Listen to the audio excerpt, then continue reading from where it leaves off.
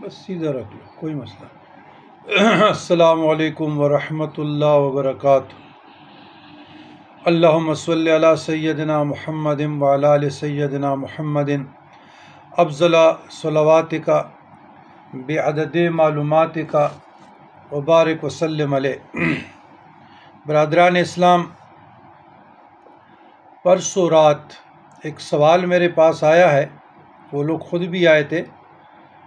لڑکا ہے سنی، لڑکی ہے اہل تشیع، دونوں کا آپس میں لو میرج۔ تو جیسے بارات فیصل آباد سے ملتان پہنچ گئی، لوگوں نے کانا مانا کھا لیا، تو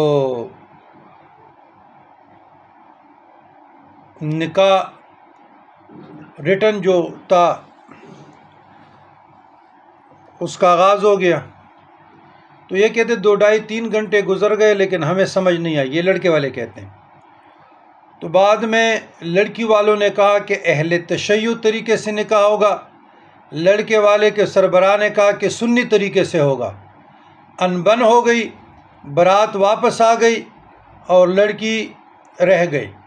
تو بینوا و توجروا۔ عزیزان گرامی، پہلے تو یہ بات ذہن نشین کیجئے گا کہ نکاح ایک مقدس پاکیزہ عمل ہے، تو کوشش کریں کہ آپ اپنے ذہنی ہم آہنگ لوگوں میں، رشتہ داروں میں، اقرباء میں، یا آج کل جو ہم فرقوں میں بٹے ہوئے ہیں، اگر آپ دیوبندی ہے دیوبند میں کرے، اہل حدیث ہے اہل حدیث میں کرے، اہل تشیع میں کرے، سنی بریلوی میں کرے، تاکہ بعد میں آنے والے آپ کے مشکلات میں اضافہ نہ ہو۔ بالفرض اگر آپ لبرل مائنڈ رکھتے ہیں، جس کو روشن خیالی کہتے ہیں، اور آپ ان چیزوں پہ بلیو نہیں کرتے، تو ان مسالک سے بالا تر میری رائے میں تو فرقے تو 2 ہیں، ایک سنی ایک شیعہ، بقایا تو یہ مسالک ہیں۔ تو اس میں بھی شرعی طور پر کوئی ممانعت نہیں ہے، جائز ہے، آپ کر سکتے ہیں۔ لیکن یاد رکھیے جو اہل تشیع کا نکاح ہے اور اہل سنت کا نکاح ہے، اس میں تھوڑا سا فرق ہے۔ وہ فرق یہ ہے کہ اہل تشیع جو نکاح کرتے ہیں تو نکاح موتا یا نکاح دائمی، یہ صیغے بولے جاتے ہیں، بقایا وہی خطبہ ہے، وہی مہر ہے، اور سنت فاطمی میرے خیال میں اہل تشیع کا جو فقہی مسائل ہم نے پڑھے یا پڑھتے 500 درہم کے برابر، یعنی وہ کہتے ہیں اس سے زیادہ بھی نہیں ہونے چاہیے اور رقم کوئی رکھے، لیکن یہیں تک مقدار بتایا گیا ہے۔ توضیح المسائل وغیرہ میں جو ہم پڑھتے ہیں، یا ان کا جو ایپ ہے المجیب پہ آپ جائیں تو وہاں بڑے بڑے اہل تشیع اسکالرز ہیں اور ان کی آراء سے آپ مستفید ہو سکتے ہیں۔ تو خطبہ ہوتا ہے، خطبے کے ساتھ وہی 2 گواہ ہوتے ہیں اور اس کے ساتھ وہی مہر ہوتا ہے۔ لے جائے بیٹا لے جائے۔ تو یہی ہے، لیکن اس میں جو صیغہ بولا جاتا ہے اہل تشیع کے ہاں جو صیغے بولا جاتا ہے وہ لڑکی کی طرف عربی میں ہوتے ہیں۔ ہم اردو میں، اگر کوئی اردو میں اپنی زبان میں پڑھے کوئی حرج نہیں ہے۔ تو ہمارے اہل سنت والجماعت کے ہاں بھی یہی طریقہ ہے کہ خطبہ پڑھا جاتا ہے اور خطبے کے بعد پھر وہی طریقہ کار ہے، 2 گواہوں کی موجودگی میں ایجاب و قبول ہے اور مہر کا تعین ہے۔ تو اس بات کو ذہن نشین کیجئے گا کہ نکاح اگر کوئی اہل تشیع اسکالر پڑھا دے تب بھی درست ہے، اگر نکاح کوئی سنی اسکالر پڑھائے تب بھی درست ہے، کوئی دیوبندی پڑھائے تب بھی درست، کوئی اہل حدیث پڑھائے تب بھی، کوئی مودودی ذہن کے رکھنے والے پڑھائے تب بھی، کوئی غامدی فکر کے پڑھائے تب بھی۔ سمجھ آ رہی ہے؟ اس میں ایسی کفر اسلام کی بات نہیں ہے کہ دیکھیں بارات رہ گئی اور اتنی سختگیر موقف سے لڑکی کچھ ارمان ہوتے سہاگرات کے وہ بھی لٹ گئی، یہاں بھی لٹ گئے، اور بےعزتی اوپر سے ہو گئی، معاشرتی رسوائی ضلالت اوپر سے۔ تو یہ چیزیں پہلے سے طے ہونا چاہیے کہ ہم نے کیا کرنا ہے لڑکے اور لڑکی کے درمیان.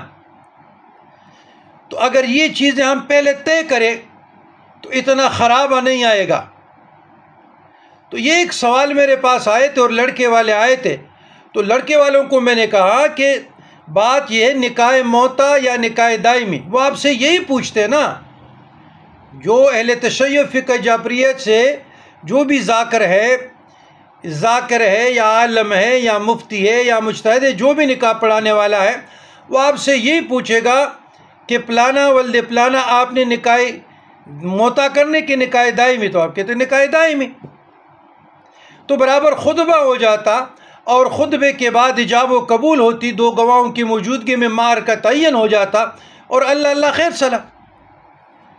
تو سب سے پہلے ان لوگوں کو میں نے کہا کہ آپ لوگوں نے اچھا نہیں کیا کہ آپ بارات کو چھوڑ کر ایسے آ گئے. تو وہ کہ جی وہاں لڑائی ہو گئی, لڑکی والوں نے 50-60 ڈنڈے والوں کو اٹھایا اور اس نے ہماری 2 گاڑیوں کو توڑا, ہمارے والد گرامی پر ہاتھ اٹھایا اور کافی حالات خراب ہو گئے. تو دیکھیں نا اس قسم کی خیانت, جیل سازی, مکاری, تو پھر اس کا دندان شکن جواب تو لاٹھی اور سوٹے اور پھر بندوق سے کوئی دے دینا. تو بات یہ لڑکی والے بھی برابر کے ذمہ دار ہیں, بری و ذمہ نہیں ہے.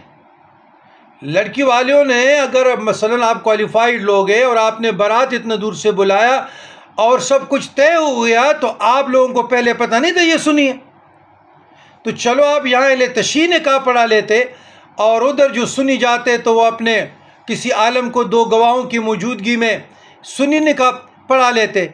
لیکن کم از کم جو رویے دونوں نے اختیار کیے تو یہ میرے خیال میں خیانت سمجھتا ہوں.